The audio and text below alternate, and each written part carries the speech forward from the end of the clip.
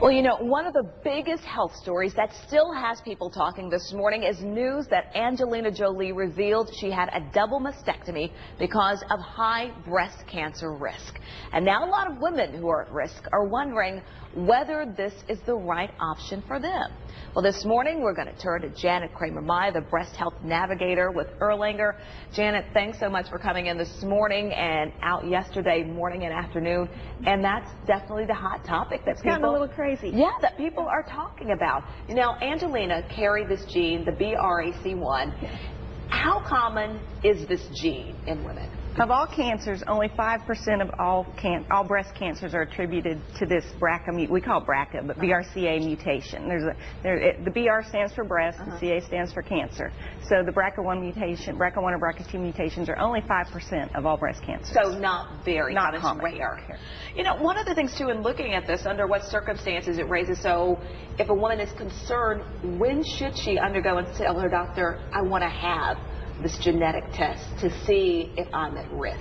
We look a lot of history. The things that key us into, we may need to do some genetic testing.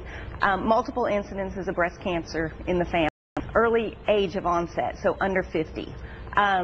Those are red flags. Another red flag that we're going to look at when we do family history is anybody in the family have ovarian cancer.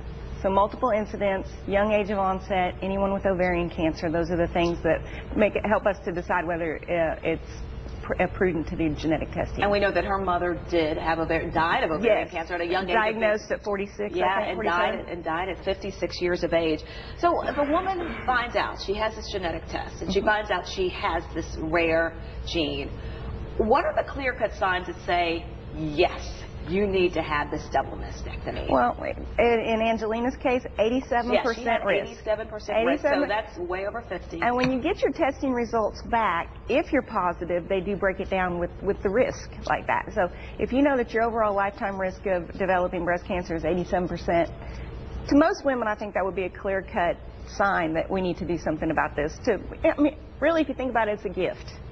A lot of these women don't find out that they have a BRCA mutation until after they've been diagnosed. So in Angelina's case, she knew beforehand, so she actually has the ability to do something to prevent the disease.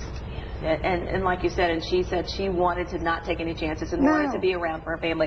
We're out of time, but I have to ask you this, and a lot of women are saying the concern is when you say double mastectomy, beyond the physical, it's beyond the medical, it's the physical. And women are concerned about their appearance. And I'm sure you've run into that, and women ask you those questions about that.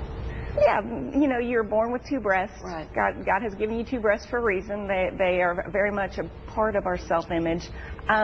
Plastic surgeons are wonderful. We have wonderful plastic surgeons in this community, as do most, and they do a great job with the reconstructive process and making us feel good about ourselves. And that's really, in all honesty, it's talking about making you feel whole again after you've had a procedure like that, and that's what concerns a lot of women.